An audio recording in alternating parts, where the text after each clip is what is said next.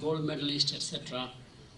Extraordinary achievement in the academic world, and came here and he's a hematology at Emory University, which is one of the top medical schools also. Practiced from 79 to 95, and then he decided I will do something else, which means more community work. You know, definition of a philanthropist is more than giving money. Philanthropist, true philanthropist is one who not only gives money in some fashion, but more importantly, time and talent.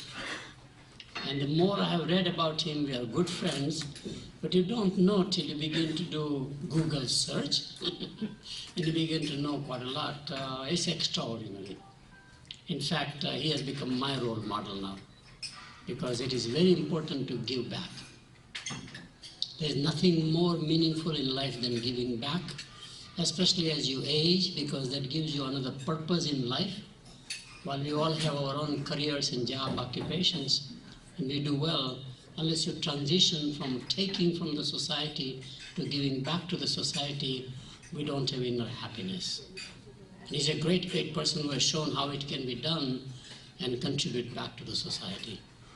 As if that's not enough, two things he has done specifically our community here is to be very active in the early days of ISCA, which was the only organization uniting all cultural differences. And ISCA, when we came, was the epitome. Immediately, Bhagirath Majumdar, for example, who were our guest here. And we did a fantastic, I really love that organization. But more importantly, or equally important, he is the early co-founders of the Hindu temple south of the airport. I have not visited yet. It's my dream to go, which is unusual. Exactly. I'll give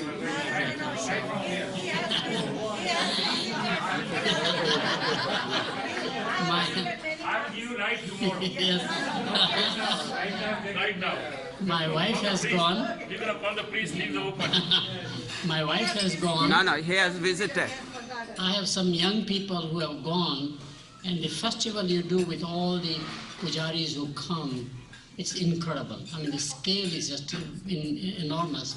More importantly, every week there are hundreds of families and their children at that young age, unless they go to the temple, understand our culture, our history, and take pride in that some fashion, because the more we come here, our kids get influenced by the school system, by the local non-Indian community.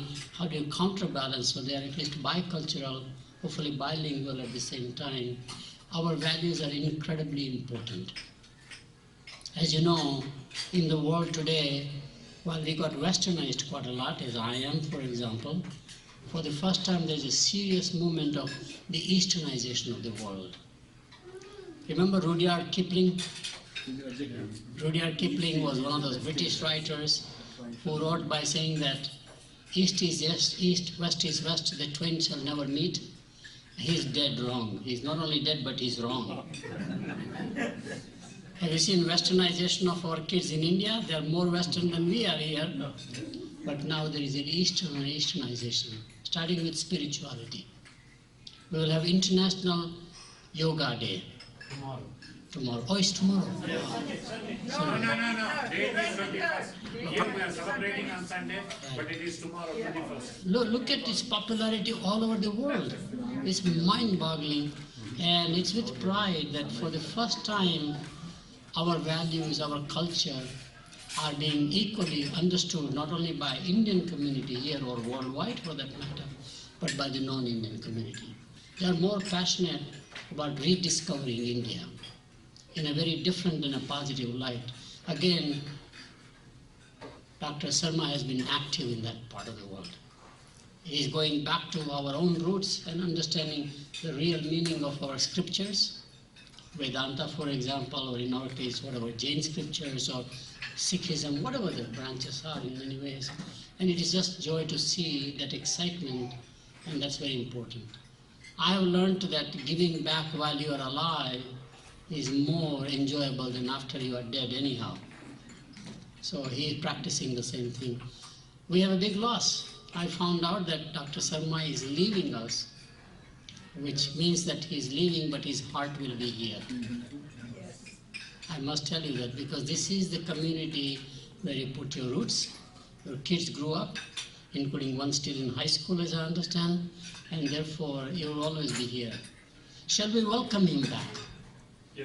Yeah.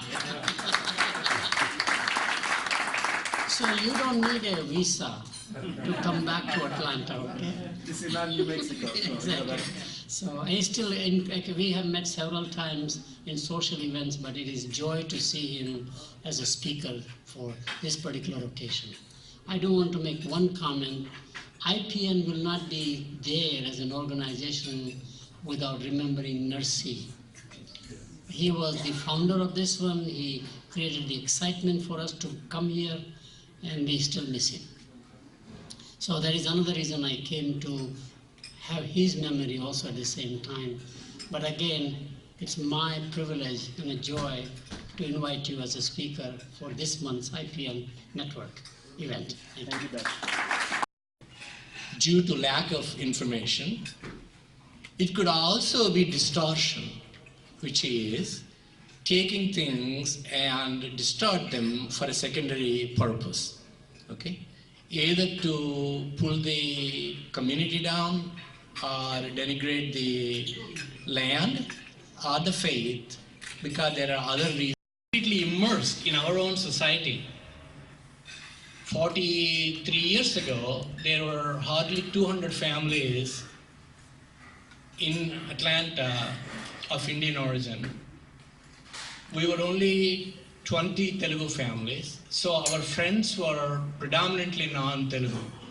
So we, for the first time in our lives, came into contact with Indians as Indians, and it took me a journey outside of my own comfort in Andhra Pradesh, in Visakhapatnam, to come here to meet the Joshis, the Udeshis, the Shades, all of the people here, okay?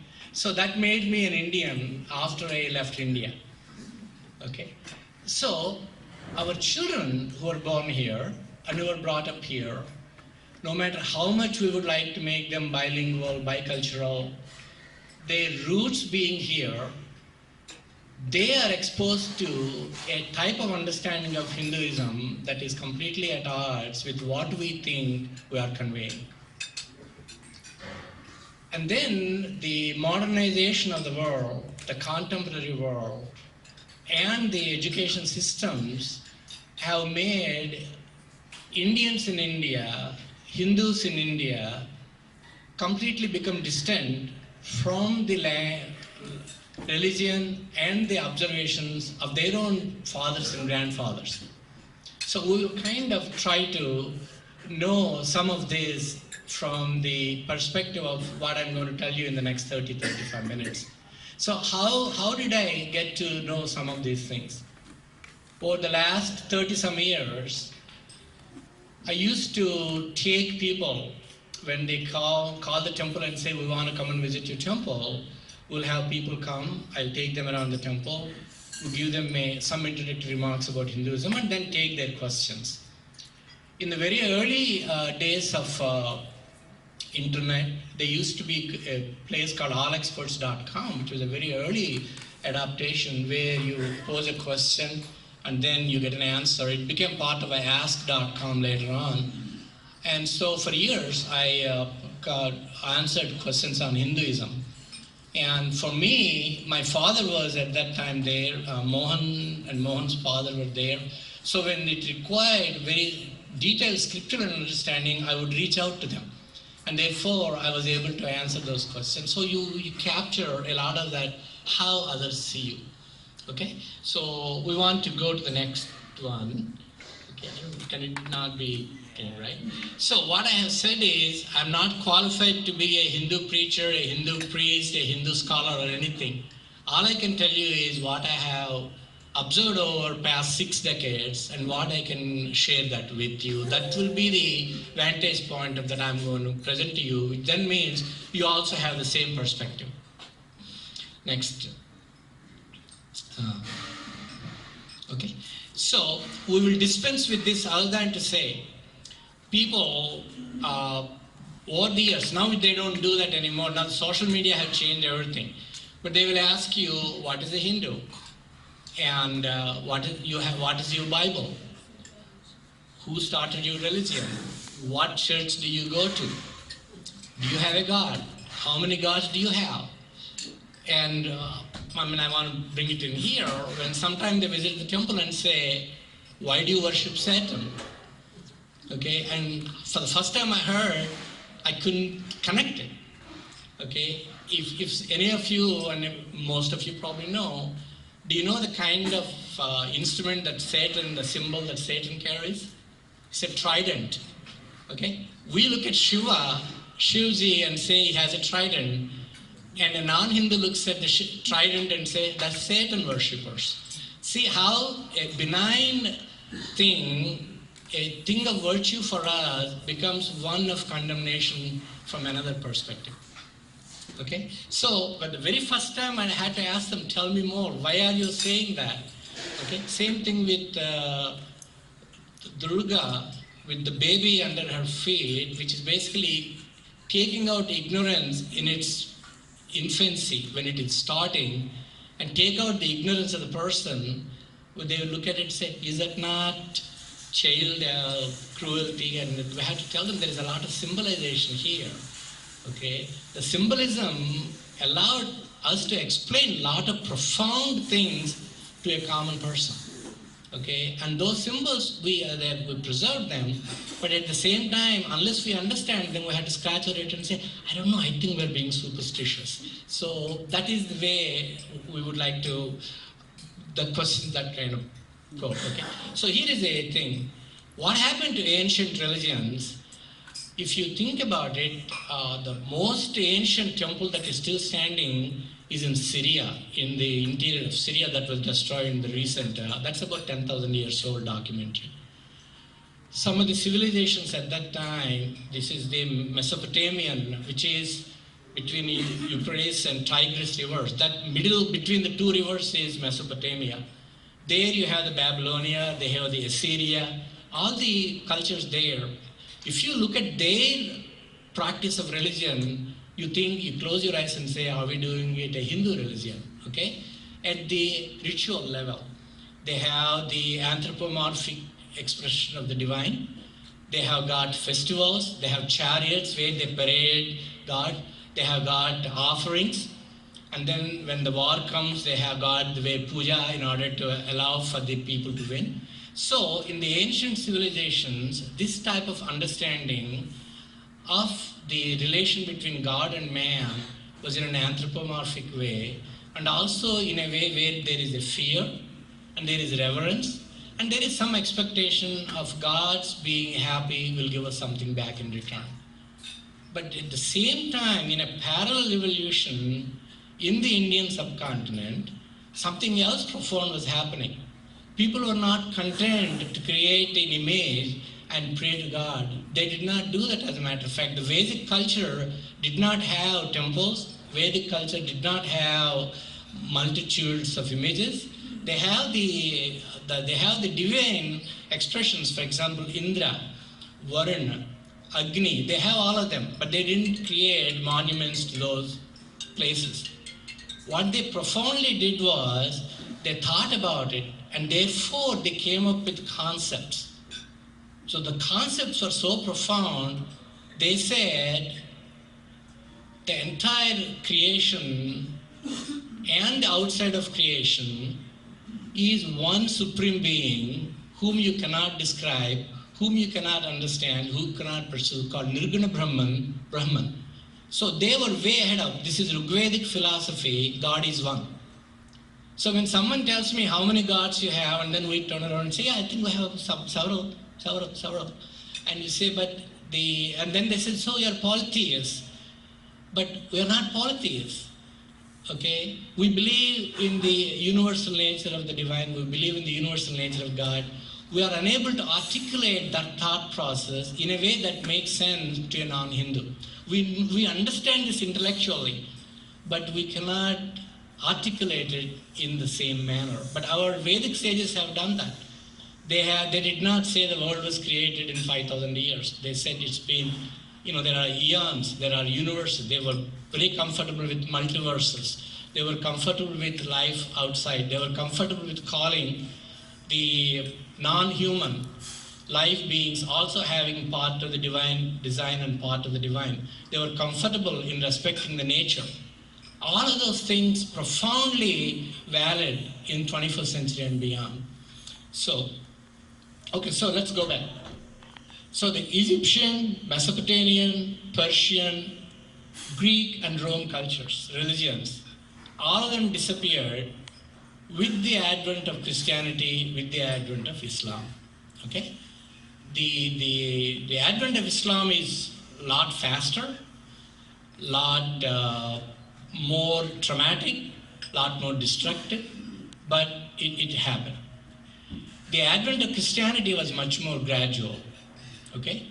Until the Emperor of Rome, okay, Emperor Constantine and then Augustine, until they have adopted Christianity, they were being persecuted. This adoption happened in the 4th century, in the early 300s.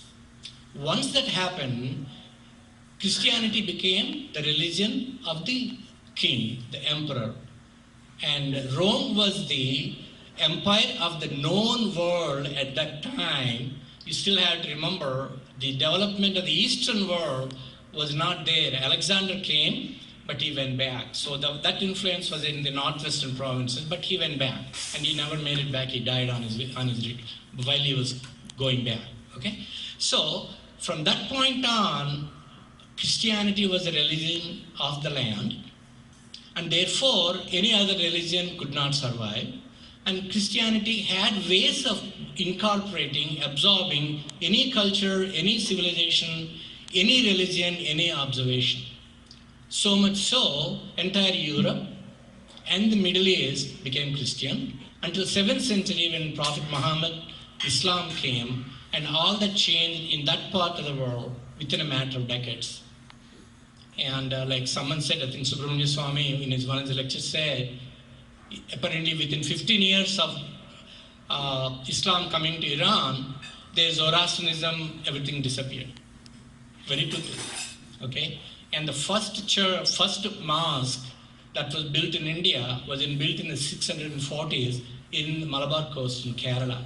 And that was only 622, 626. Today, within 20, 30 years, you had a mosque in India. Therefore, the spread is that rapid. Okay? And so what happened? So all those religions went away. So 2 ancient religions survived. Those that survived, of course, you all know about Druids and other man went away. So let's go to the next slide. The 2 that survived, Judaism, which gave inspiration to Christianity and Islam. Hinduism, that was there, and then from there the inspiration, we have Jain religion, we have Buddhism, we have Sikhism. So all the intellectual fervor of that time had different phases taking root and surviving. Okay? Judaism survived because one of the requirements of a Jewish Jew is to study their holy scripture, the Torah. So Jewish communities were literate from the beginning. Both their men and women were allowed to study, and they were literate. So they carried their scriptural knowledge, and Abraham was given credit for being the starting person. But later on, Moses was the one who brought the people of Israel together. He is the one who was raised by the princess of Egypt, and then discovered he was actually a Jew when they were under servitude, brought them out into the desert of Sinai, gave us the 10 Commandments. He is considered to be the major prophet of Judaism. And over 2,000 years of persecution, they survived. Coming to India, so even though Islamic intrusion started in the 7th century, until Alauddin Khilji Muhammad bin Tughlaq, then the Mughals, etc. came, the main India was not affected. And of course the British came, and you know all that. So through the 1940s, for some reason, 1,000 years of conquest, the Hindu religion survived. Okay. One of the reasons it survived is because it was an agrarian society. The unit of India was a village. The village had an order, and it had a structure, it had a function. And for most people in the pre-modern era, modern communication era, the king who lived in Hastinapur, the king who lived in Delhi, the king who lived in Daulatabad, it doesn't make a difference. Their lives were not affected. They would send people to collect the taxes, and the king's role was over at that time. They were not affected by them. And so the religion survived. People paid tremendous price. If you read the historical part, when Guru Nanak Ji started and wrote about beginning day of the Hinduism, and he was so bitter about Ibrahim Lodi, the kind of genocide that was carried out. And when Portuguese came, Saint Francis, who was canonized, became saint, the brutal way Portuguese within Goa area, people, scholars, they went and killed thousands and thousands and thousands of pundits and scholars in order to eliminate the knowledge and the basis of a lot of the knowledge of the society at that time, the religion at that time. The destruction of the universities in Takshashila, which is Taksil in Afghanistan, and Ujjain area, that is unbelievable. But a lot of knowledge is carried in our recitation, memorization, and repetition is what preserved a lot of the texts of the ancient culture, ancient religion, into the first millennium, which means first 1,000 years of the Christian era, and then continued later on. So that is how the structure and function of Hinduism was preserved. We will come to all these things in a few minutes, okay? Now, did we pay a price? Yes, 1,000 years of servitude has to have a price. So we lost the entire northwest provinces. So what is now Pakistan, what is now Afghanistan, what is now Balochistan, all of them were at one time Hindu kingdoms, okay? Kandahar, Princess Gandhari, okay? So these are all from there, okay?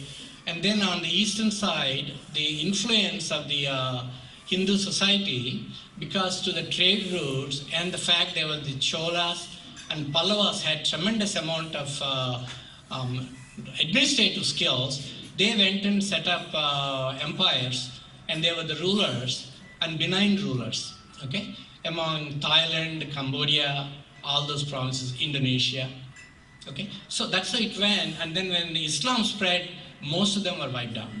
Okay, Buddhism had a strong presence, but there was some amount of coexistence. Okay, let's go to the next one. Let's go to the next one. Okay, so what are the most recent religions? So there are two ancient religions, Hinduism and Judaism. Christianity, Islam are the two major religions of the world. And then Hinduism is confined to one subcontinent for the most part. There we have Sikh religion, Baha'i faith, Baha'u'llah from Iran. Then we have Falun Gong that is completely suppressed. It is not exactly a religion, it does not have time to consolidate, but it is a combination of Eastern system and philosophical things. And then political. In the Karnataka and in the Govan area, etc., there's a very strong Veer Saivate community started by Basava Lingappa in the 1200s. So there is a tremendous amount of movement to declare that as a separate religion and put it into BC and OBC, backward caste and other backward castes.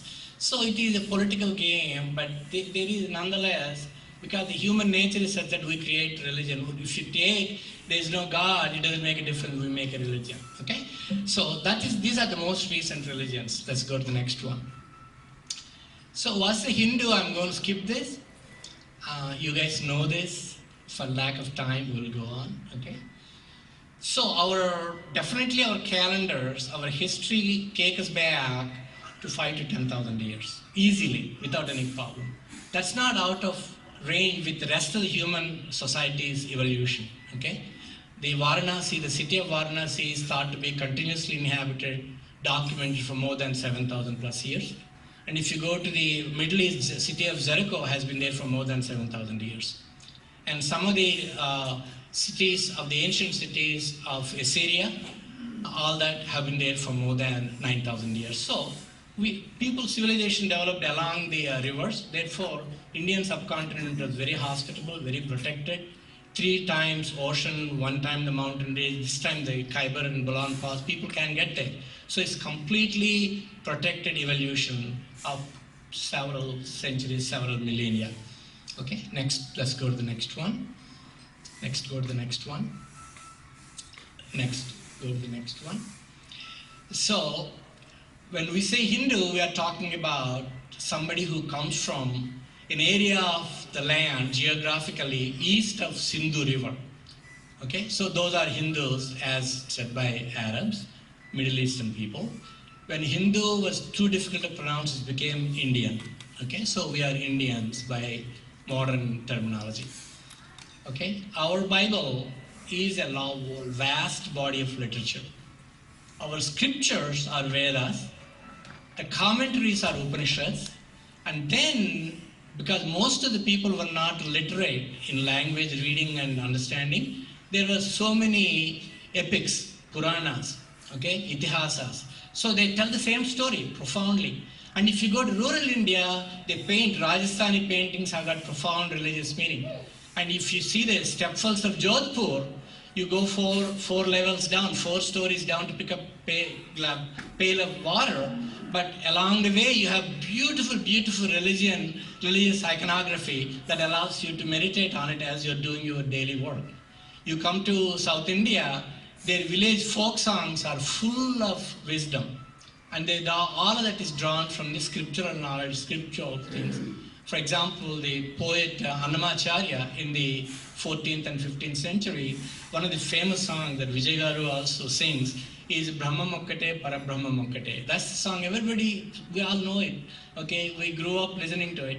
What that says is, Brahman, the Parabrahman God is only one. Brahma Mokkate, Parabrahma Mokkate, God is only one. So that is how we grew up. We don't need a textbook, we don't need a preacher, we don't need a Sunday morning sermons, because it was by osmosis, by internalization, we understood these things. And that chain is broken, that is the danger we have. Okay, let's go to the next one. I already talked about all this. Let's go. Okay? So, we answered this question. The ancient religions don't have a single person who inspired them. Judaism doesn't have, Hinduism doesn't have. Okay? We have a body of literature. One of the things about Hinduism is it doesn't have a central authority. It has served it well till now. In my conversations with people who try to understand how can you have a religion that dominated a better part of human history without somebody's decree, somebody forcing it down people, making sure they communicate.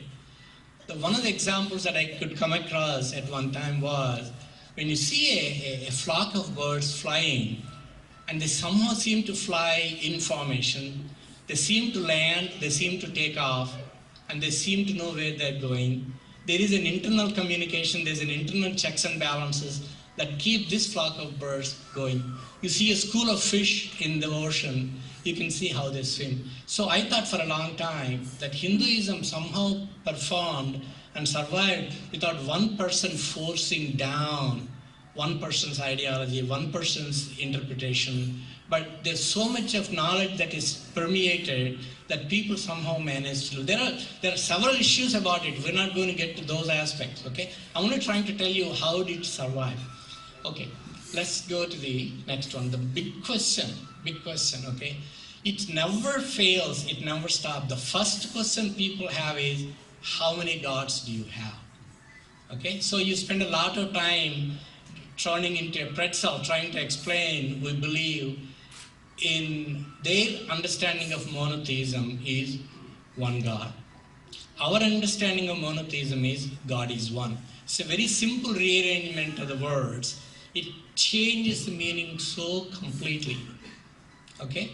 And I'll come to that because that's one thing that I'm going to expound on.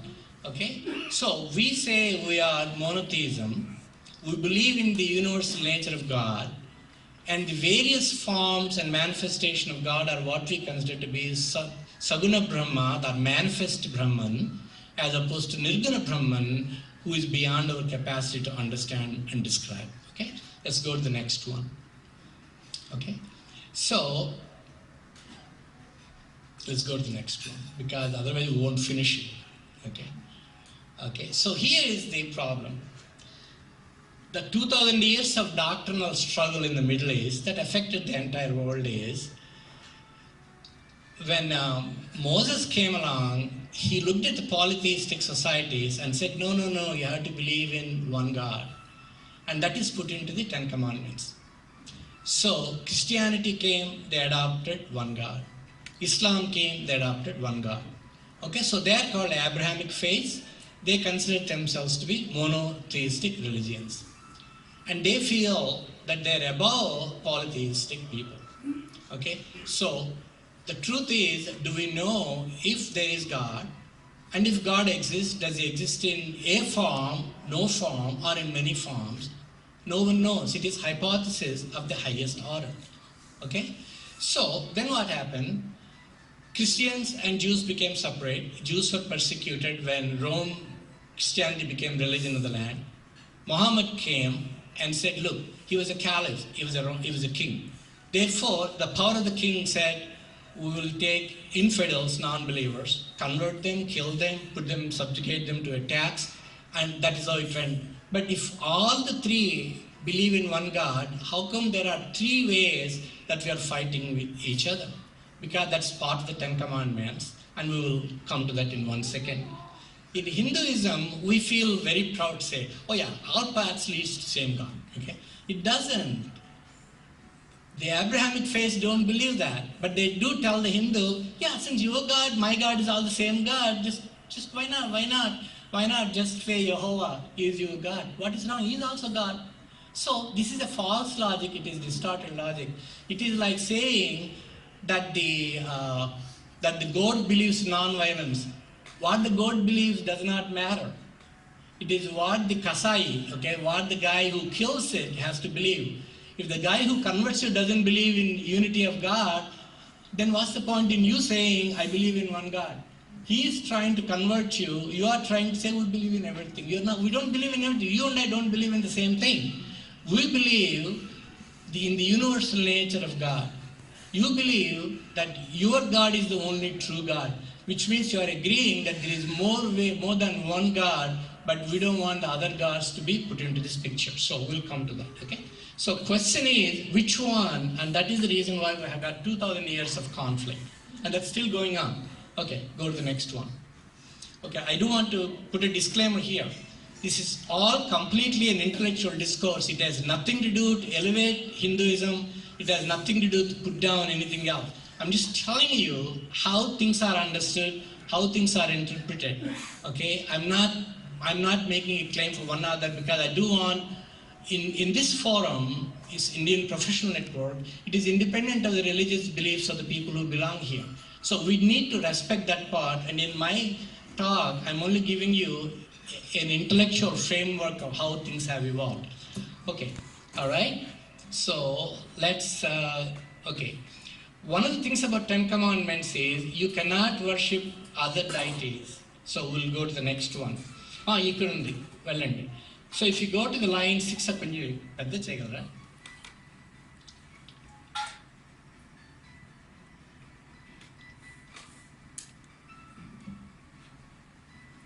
Yeah, go to line 6 and 7. So one of the commandments is, I am the Lord thy God, thou shalt not have other gods before me. It is clearly written. And then it also says, prohibition of idolatry, thou shalt not make unto thee any graven image. So anybody walks into India is full of images. okay, and it suddenly look at, oh my God, look at these guys, okay? All right, let's go. Next one. Okay? So, when they say thou shalt not make any graven image or the likeness, they clearly said, you cannot do anything that is in the heaven above, or that is in the earth beneath, or in the water underneath. You cannot bow down to them. And then it also prohibits worshipping of inanimate things by understanding things like trees and mountains, etc. You cannot, that's not the representation of God. Okay? So, these are all the things it is in the Exodus. Okay, next one. Okay? Idolatry. Idolatry is summarized as worship of idols or images. Okay? The worship of created things, trees, rocks, animals, astronomical bodies, or another human being is prohibited. Created body, for example, planets and all that are created by God. You worship God, but not God's created objects. Okay, so if we say Navagraha Puja, that somehow is a sacrilege. Okay, all right, and the idols. So in the New Testament, okay, let's go to the previous one. So that's, oh yeah. In the New Testament, one of the things is, if you are greedy, I mean if you want something big, and that is considered to be a type of idolatry. In other words, when Moses came down, they had this golden calf, remember? If you see the Ten Commandments, you see them parading, okay, and golden calf, and that is prohibited. So when the Somanath temple was ransacked, what, 17 times, 13, 14, all the idols, all the gold, everything was taken away because that was against the teachings of the religion. Of course, they became very rich for temporarily when they took all that, but that's how it happened, okay? All right, let me go there. So, Hindu concept is very simple. It has been hammered into our heads again and again. It says God is one. They did not say one God. He said in any form, the underlying unity is the divine, and it's the same thing, underlying principle. Eko Narayana, the Supreme Being, is one. When you do that, the concept of which God do you believe in does not arise. Okay? It allows the Indian society to have accepted the earliest Christians and the 12 tribes of Israel. One or two of them spread. Most recently, they were taken back to Israel, the voluntary immigration. And when the Middle Eastern persecutions were there, the Bnei Israel, the Jews of Cochin, the Jews of Mumbai. Remember when the gentleman from Pakistan bombed the Taj Hotel? He sought out the Jewish synagogue and killed the Jews in that time, just about 4 or 5 years ago. Okay? And then later on, Zoroastrians, and then for example, the Tatars, okay, Zoroastrian, Zubin Mehta, okay? And with the First World War, when there's Armenian and Azerbaijan, the big, those are fundamental Christian, I mean, earliest Christian. When Armenians were thrown out, several of them came to India. I had a friend whose name was Mistri. I did not know he was of Armenian descent, okay? So we absorbed them. Reason being, it was okay for us to have different faiths, different people, and people somehow managed to survive and thrive. Okay, let's go to the next one. Okay, Hindu concept of God is not, the actual Parabrahman is not anthropomorphic, because God, concept of God, go to the previous one, it is very important to understand creator, but he is not created. It is a very important concept to understand. Okay,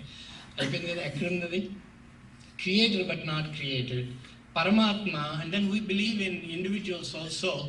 Dr. Karan Singh says, Amritasya Putraha. We are all children of the divine. We are not born sinners. In our concept, we don't think ourselves as being sinners for the fact that we are born. We are considered to be children of the divine. We are supposed to have a sparkle of the divine in us. Therefore, we are capable of rising to that level of accomplishment, attainment, scholarship, knowledge, power, and strength. All of that comes because we do have a part of the divine as part of who we are. Okay?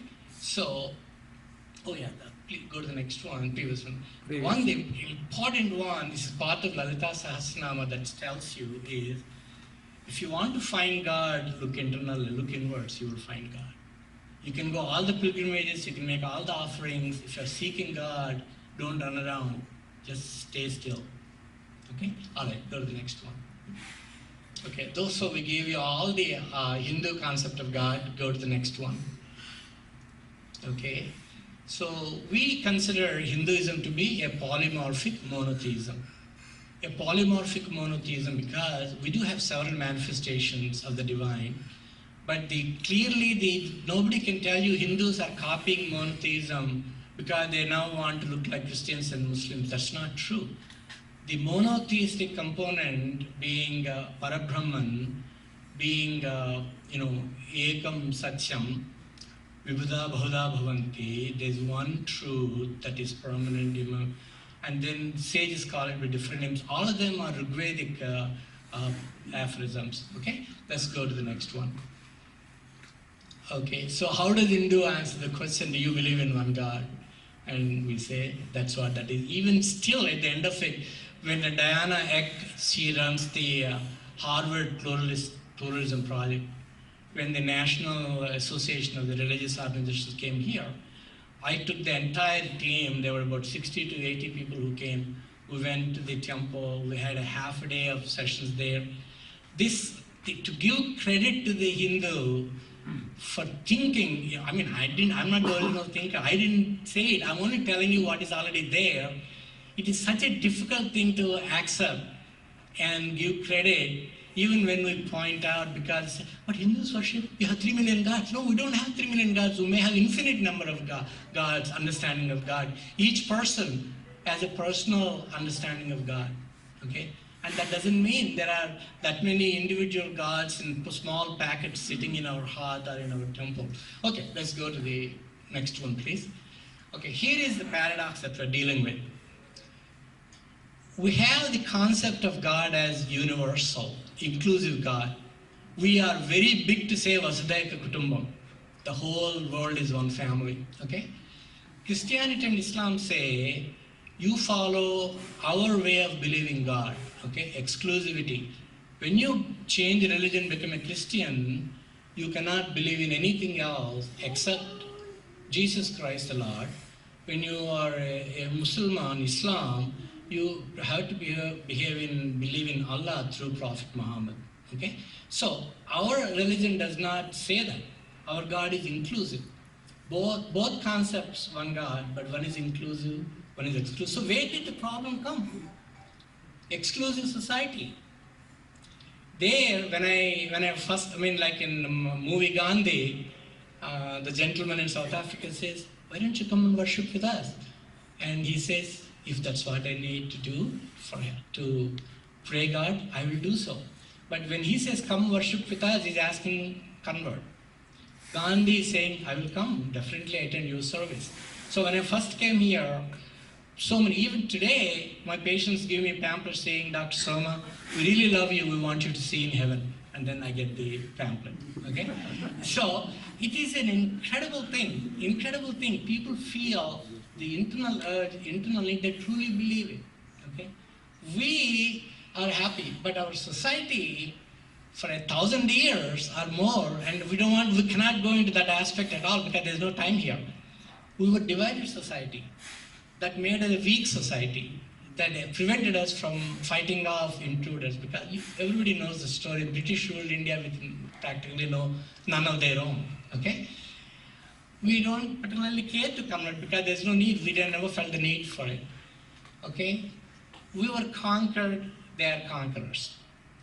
Our numbers are shrinking, their numbers are growing. So, at the end of the day, historically, the fact, people tell me even today, oh, we survived 10,000 years. Yes, sir, you survived 10,000 years, but you may not survive the next 50 years, okay? The reason being, what they tell you is religion and culture do not have grandchildren. What that means is you lose everything one generation. When we were working with Bhutanese refugees, one of the most observant Hindu community, they were secluded, they were following 19th century Hinduism, beautiful people, okay? And within no time they were all converted. Who are they converted? The younger people are converted, the older people who can speak English, etc. They're still there. We have a mandir, they come and pray, okay? 2 generations are gone, all right? In India, don't even Yeah, okay, let's go to the next one. I want to absolutely, okay, so I give you all those things, let's go ahead. Okay, we already talked about that. And go to the previous one. The Council of Nicaea that was convened by Emperor Constantine, it actually affirmed and put it into a doctrine that I believe in one God, the Father Almighty. I believe in one Lord, Jesus Christ. Now look at it. God from God, light from light, true God from true God. Okay? Because the reason for that is, until then people were saying Jesus Christ was one of the messengers of God. He was a special person, but he was not God. He was not God himself. So this particular Council of Nicaea affirmed that it has to be that Holy Trinity, Father, Son, and the Holy Ghost, where there's no difference between Father and Son. God from God from true God. And this was enforced, period. Anybody who disagreed was excommunicated. Within the Council of Nicaea, people who disagreed were thrown out. Okay, let's go to the next one. Okay, so then there was Emperor Justinius. He banned reincarnation, belief in reincarnation. People talk about resurrection and reincarnation, they're not the same.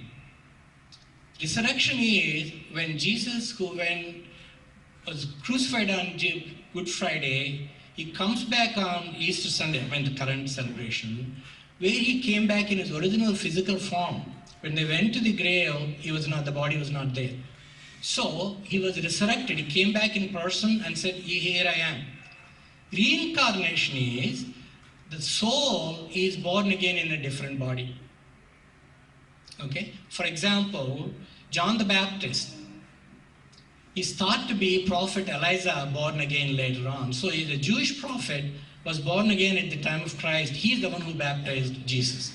Okay? So reincarnation and resurrection are two different things.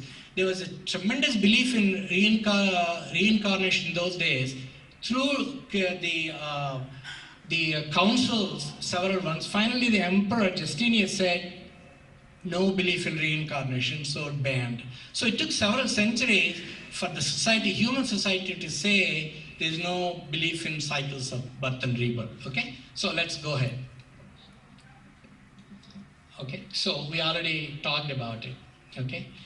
And we talked about it. All right, so go to the previous one. Okay, so what happened? Why is Hinduism kind of disappearing or disintegrating or not being very well understood post-independence? What exactly happened? Okay, the agrarian economy, remember I was telling you how the Indian society, Hindu society survived through the village units. With the mass industrialization, migration, the village units have disappeared. Okay, any of you, I don't know about northern India, but when we travel in Andhra Pradesh, we can go through villages where thriving communities are all gone. People migrated to Hyderabad, Vizag, Vijayawada. When we call somebody, I'm from Hyderabad, then I have to ask, where is your grandfather from? Oh, he's from near Vijayawada, somewhere, some village. So the village unit has disappeared, but the corresponding understanding and readjustment, reorientation of the Hindu expression is not there.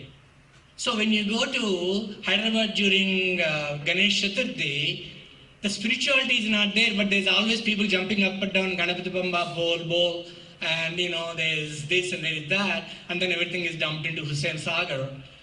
That's not Ganesh Chaturthi, but that's the way it is done. Okay? And so that's one. And then the mega cities, and then the economic hardships. Okay? And then technology, social media, I don't even have to tell you anymore. Okay? None of us have attention span that lasts more than 30 seconds, I can tell you right now. So for me to give a 1 hour talk, for you to sit down and listen, you have to consciously say, I'm not going to look at my cell phone, I'm not going to think of my text message, I'm going to focus on whatever he's saying, even if I'm going to fall asleep, I'm going to try. And think of this in billions of people It's not going to happen, that migration, okay? Let's go to the next one. Okay, always, religion is a religion of the king, whether you like it or not, always, okay? When Christianity was adopted by Rome, Christianity advanced, but I always tell them, Roman Empire never died. It controlled people's lives for 1,000 years in Europe through the church. And it spread throughout the world. It is still the Roman Empire that is spreading through Christianity, okay? Always the religion of the king is the religion of the land. You created a democratic society, and there is no religion of the king anymore. I will come to that, why that is important. So when people tell you, oh, ours is not a religion, we are a way of life, okay? First of all, it's a cop-out, okay? If you see a good observant Christian, there's a way of life. If there's a good observant Muslim, there's a way of life, there's a pious way of living life. Therefore, you cannot say we are a way of life when everybody else is also a way of life. When you speak a language, there's a certain way of life, okay? When we speak English, we think differently. When I speak in Telugu language, my idioms are so different, okay? So way of life, therefore we are not a religion, is not a good way of defending and explaining our religion, okay? So then the question comes, we are not an organized religion. Is that a positive thing or a negative thing? Today, we are looking at the result of not being organized. When the government takes over the temples and runs them, we have nobody to say, I speak for Hindus, we will take care of the temples, you guys get out. We don't have the capacity to do it. If someone suddenly gives you a temple, you run it like a political party. I have seen so many temples being run like that. That's not the way to run a temple, but that's the way it is being done because we never had an experience of running our own temples. So what happens in places like Tirupati, which is the biggest temple, most wealthy outside of the Vatican, that money is filtered away, pilfered away. And then there are people who are appointed as chief executive officers of the Tirupati temple who don't even believe in Hinduism, they are not Hindus. For a religious institution to have a non-Hindu running it, what do you call it? So, to say that we don't have an organization, we don't have a central authority, if it served you well for 5,000 years, when all the rulers were kings and Krishnadevaraya supported, okay, somebody supported, etc., that's fine, Harshavardhan, anyone. But here, you need something organized, guys. We don't have it. Okay, so that's another reason why Hinduism is dissolving, because we can't even fight in the Supreme Court and say, if government has to be outside of religion, why is Hindu religion controlled? They're not controlling Hindu religion, they're only controlling the temple income. If a temple goes a threshold above something, they take over the temple, at least in my state. Okay? So, no protection for temple assets and properties. And then, it's one of the most important things. So, in 21st century, we cannot say caste as a positive thing. Okay, let's accept it. Okay? So you take the people who preserved the scriptures for 10,000 years and you bastardize them. So it's a negative thing. It's a negative thing to be a Brahmin. Okay? And then these people lived a poor man's life. They had a little bit of royal patronage, a little bit of land. The reason being they didn't have to look for money and focus on learning. The scholars. You take away their livelihood because their lands are gone, their properties are gone, they migrated to city. Okay, which has taken place that? What is the mechanism by which we preserve our knowledge? That knowledge, people who preserve them are gone. I'm telling you, my great-grandfather walked away. My maternal grandfather, a Sanskrit scholar, one of the things I remember him telling me when I was very little was, don't become a priest. Okay, don't become a priest. You go to my Hindu temple, 11 priests, none of them have their children even aspiring to study to be a Brahmin priest.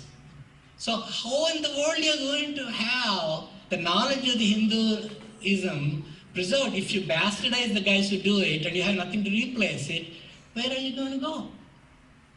Okay, caste is illegal. Why is it still there? Political. Okay, there is power in being, so everybody wants to get to the back of the jet car. Nobody is forward cast. So when, when we were little, they will tell you when you ride this horse buggy, they will tell you to go, not everybody goes to the front, not everybody goes to the back because the balance is gone. Last week when I was flying from Atlanta to Washington, it's a 200 people plane, 40 people, the flight attendants made sure we spread out throughout. They said, the plane will not fly if you guys are in one place. So, everybody wants to be backward now, okay? Everybody is backward. We need reservations. If you add up all the reservations, 150% reserved, okay? No problem. And so we are not allowing the things that we don't believe are relevant to die and replace them with viable alternatives. I do tell people, think of gun violence, think of pornography. Pornography is an offshoot of Second Amendment right of freedom of speech. Gun violence comes from the Fourth Amendment of right to bear arms, but of course there was the well-defined militia being necessary, the right of the citizen to own a gun, that first part is taken out, the second part is preserved. So we have a violent society, and we have this freedom of speech that gives you all the other things. So anyone that served the purpose at one time, over thousands of years, became corrupted. It's even more corrupted now. Therefore, whether we want to say Varna is right or wrong is immaterial to a 21st century Hindu, okay? 21st century India. You have to move beyond that. You want to preserve that only because the amount of scholarship, the amount of skills that were brought by generations of artisans and leaders, if somehow you can continue it, then there's no problem. We are letting that go. In India, if you study Sanskrit, it's a Hindu language. When did Sanskrit become Hindu language? When all the sciences are in Sanskrit, when all the mathematics is in Sanskrit, all the law is in Sanskrit. Is English a Christian language? How many of us think English is a Christian language? We converted language into a symbol of hatred of a particular faith. Okay? So these are all the contradictions of where we are and how we are allowing this to internally decay. Forget about external pressure. The internal decay of Hinduism is more of a danger than external threats. Okay? And we are doing a great job at that. Okay? So, lack of stat, and I said all these things. Okay, let's go to the next one. So, who are we? This is called Hinos, Hindus in name only. Okay? A lot of us are happy to call Hindus, but we don't advertise it too loud. And our children don't even want to go near this, because we are not able to explain it to them in a way that is sensible. It can be done. So I will tell you why these things are very important. So we said there is no central authority, village life, nominal contact with observation. I mean, the ritual stays, but the intellect goes. Okay? Who is filling the void? You guessed it. Okay? Ideal environment. So if you remember Fiddle on the Roof, he said there's a tradition, the very first song. And he said, we have an explanation for everything, this, and he said, why do you wear the cap? I don't know. And that's part of the song that we all hear. Okay, so we have these rituals. There's a meaning, profound meaning to them. There's a simple way of explaining it, but we're not doing it. Okay? How do I know that we're not doing it? You take a city like Atlanta, has about 60 temples, because there are 60 people who feel very important. They cannot go to the Murugan temple that is there, because they are different type of way they look at Murugan. So they have 2 Murugan temples.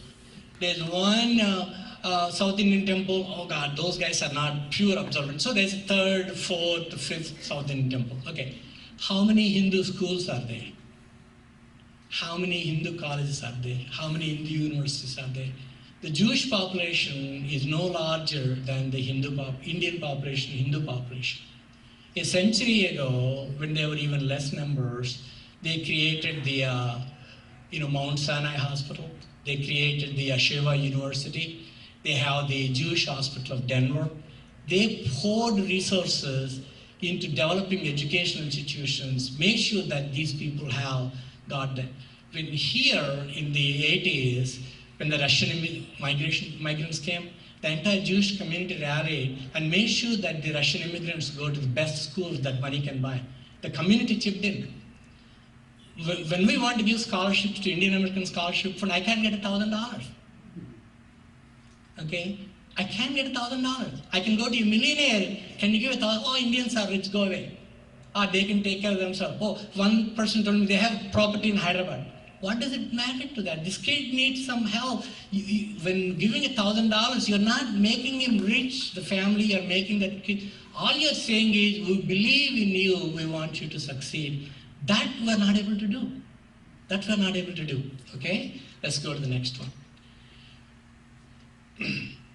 Can you go to the next one? I may come back to this. Will Hinduism survive? I already talked that. Lose one generation, you lost an eternity. What are we doing to pass to our children and grandchildren the good that we have inherited? Will they accept the ritual and rote recitation without any understanding? Where is the scholarship and effort to reach younger generation? Why do we have more and more temples in our communities but no Hindu education institutions? Will Hinduism survive outside of India and with Hindus who are not Indians? Okay? But go to the previous one. When I traveled through India, where the temples were abandoned, the communities have been abandoned.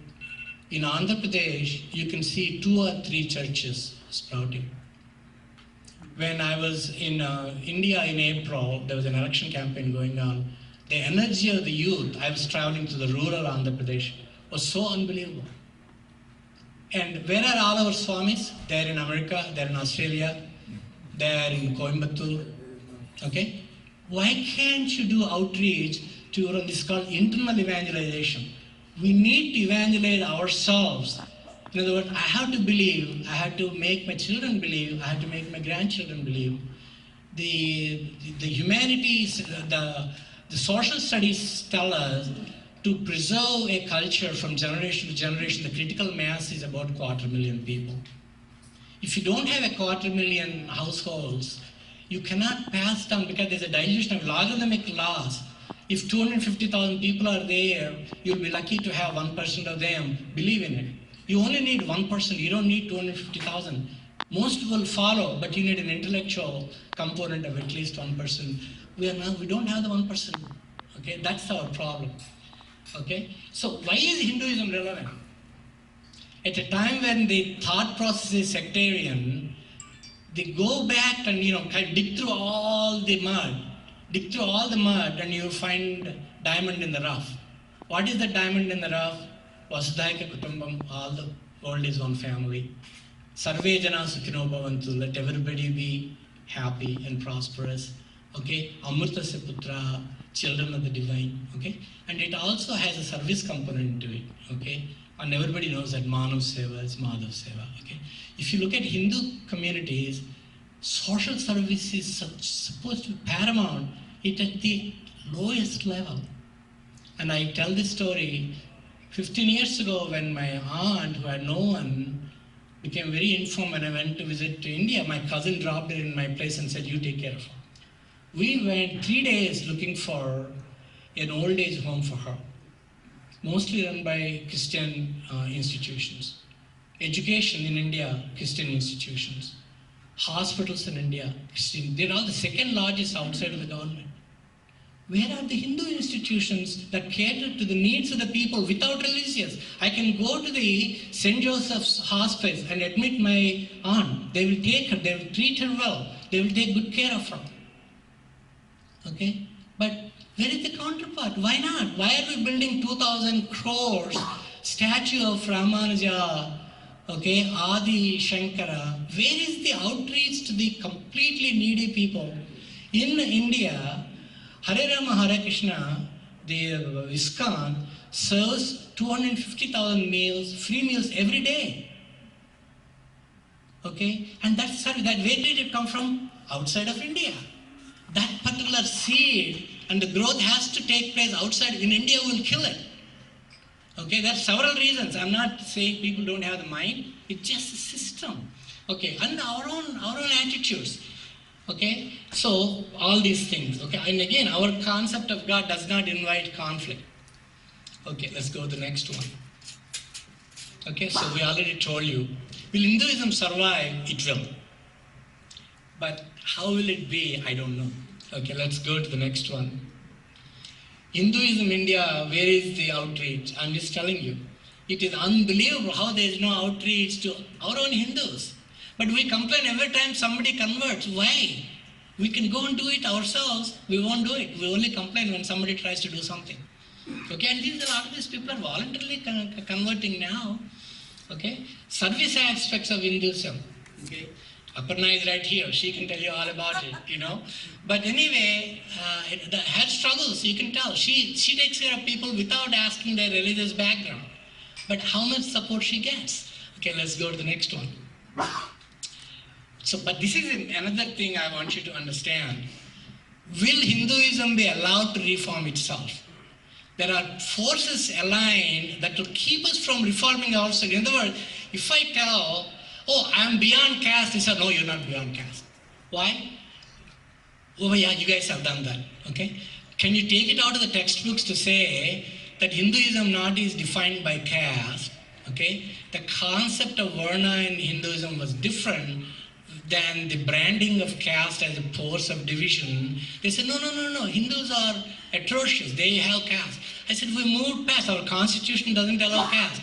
Our children are completely, believe they're very much, democratic, okay? No, you guys are Hindus, you have to believe in caste. If you don't believe, I'm telling you, you believe in caste, okay? So you can't reform the textbooks. You can go to California, take it to the court. It doesn't work because the other forces will tell you, you need to define a Hindu by caste. But you cannot define a Catholic church by abuse of the children. You cannot. Oh, those are, you cannot say, please don't get me wrong on this one. This is a politically charged statement. Second World War, who killed the Jews? Nazis killed the Jews. Okay? All right, Nazis killed the Jews. Why did they kill the Jews?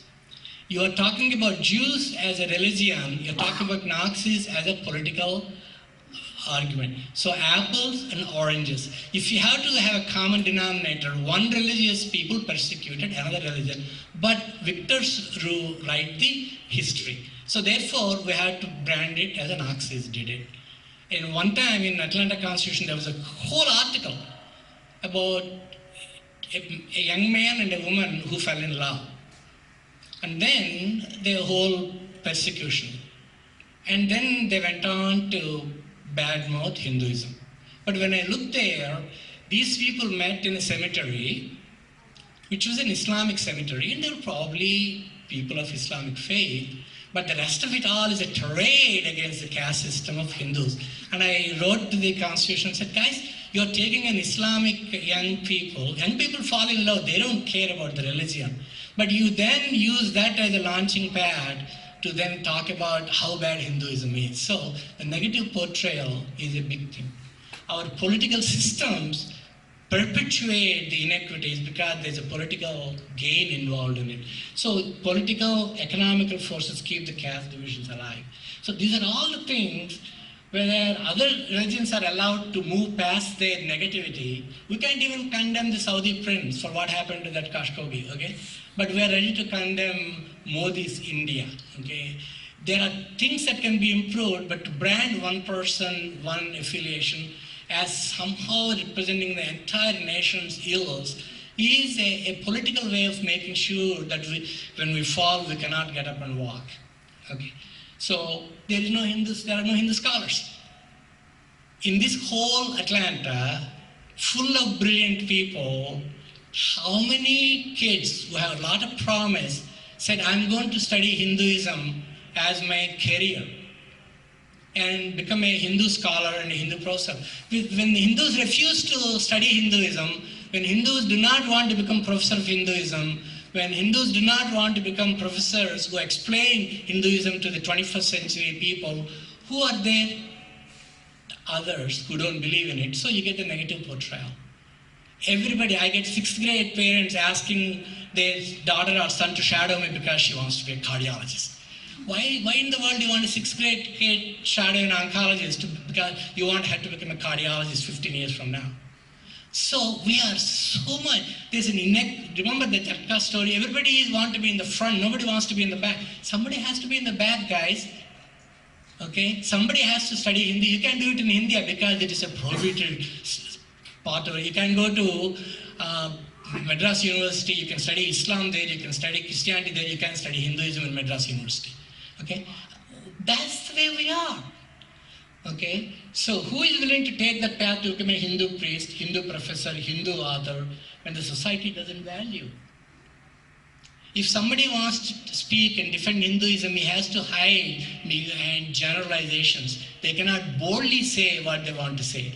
If you increase the numbers, you can say it.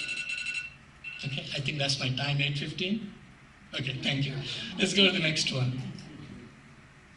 Okay, so there is hope. And one of the things Dr. Sheth was mentioning is the fact that so many people have seen the good aspects of Hinduism, and whether you want to call it yoga, that has become a worldwide thing, whether you want to call it belief in harmony with nature, that has become a worldwide thing, whether you want to believe in Ayurvedic principles, natural Krishna mission in India are serving. And I told you Hare Krishna. And there's so many people have got the monastery in Hawaii, the one that publishes Hinduism today. Outstanding. Hindu American Foundation, the young people who are working in Washington, D.C. to give a political muzzle to the Hindu arguments. Okay? So let's go to the next one. Okay. For me, so I go to the temple, I pray, I believe, I tell my children. At the end of the day, this is from Rig Veda. It says, Satyam Vada, speak the truth, Dharmanchara, be righteous. Okay? If you take the entire creation of man, from creation until this point, you can count on your fingers who just followed these 4 words. Every person, including Dharmaraja, when he was ascending to heaven, the dog followed him because he has to say Asvatama Hata Kunjaraha. You see, in order to get Asvatama, Dronacharya, he has to tell Asvatama died, but he murmured, Kunjaraha, the elephant Asvatama died, not your son. By then Drona gone. So for saying that one little lie, when Rama killed the Vali, he has to hide behind the tree. And Vali asked, I never hurt you. Why did you hide behind? Fight with me. So any person from in creation, simple, speak the truth, be righteous. How tough it is for us, every one of us. Even when I lay dying, I may have some thoughts that are not pure. So we don't need anything else. Okay, that's enough for me. So that's what it is. Okay, there are a lot more things I wanted to tell, but my alarm clocks told me time to shut up. Okay, let's go next one. I believe that's done. That's it. Okay, I don't want to say anything else.